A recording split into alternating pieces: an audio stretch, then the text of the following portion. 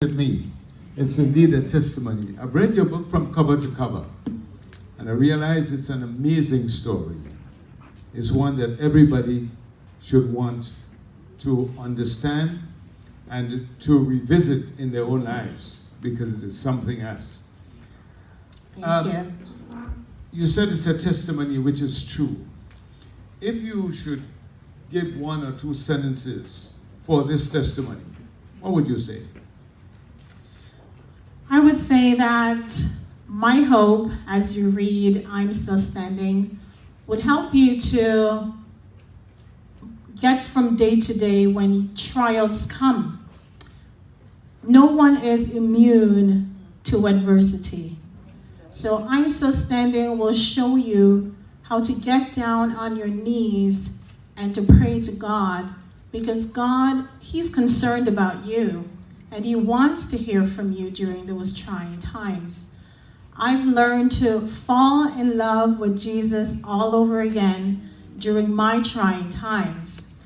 As you read I'm Still Standing, my hope is that you will be inspired, that you will be empowered. Oftentimes you don't love yourselves enough. I'm Still Standing will encourage you to love yourself. It is not selfish to love yourself. So I pray that as you read my testimony, you will learn to love yourself a little bit more each day. Good. Some books are written by authors out of a desire just to write another book. Would that apply to you in any way? Absolutely not. Wow, I had no desire at all to write a book. As I recall, it was you that planted the seed in my head. And my best friend Tana, who gave her testimony a short while ago. So these two, I give the credit for planting the seed of me becoming an author. I prayed about writing the book. I fasted, and then I got the answer.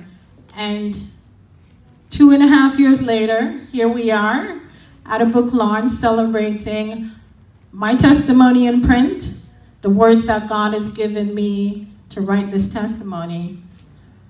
It's been a journey, a long, hard journey, and there were times that I wanted to give up. I wanted to throw in the pen. But writing this book, I can honestly say, has brought me healing. It has transformed my life. I have grown spiritually, most of all. And I am grateful to God for the test that I have been through. Because if it wasn't for the test, I wouldn't have this testimony. Very good, very good. I have been broken. I have been perplexed. I have been struck down. I have been abandoned. But thanks be to God, I have not been destroyed. Good. God saw it fit to pick up my broken pieces and mended me back together. But the best part about that is He didn't mend me back together as I was. He mended me together better than I was. Actually, not better, the best version of myself. Good. So, yes, Pastor B, you keep on interrupting me. I'm happy, I'm rejoicing, I'm affirming what you're saying. So, whatever it is that you're going through, just remember that there is a God who loves you, and He is faithful to the end. I am grateful for my brokenness. I am not ashamed to say I was a broken woman. But I wasn't just a broken woman. I was beautifully broken. Okay? Beautifully broken. And what I mean by that is that my brokenness, God used it to turn it into something amazing.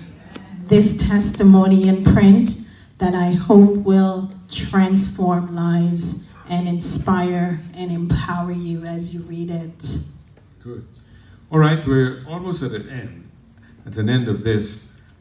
I would just ask a final question. Okay. Okay. Would you care to share with us some portion of your book that you think will create a desire in us to purchase personal copies and then to make gifts to our friends, because we think the information in this is so powerful that our friends would want to know more about this story? Could you please? Yes, I would be delighted to do so. I will read one of my favorite chapters of the book.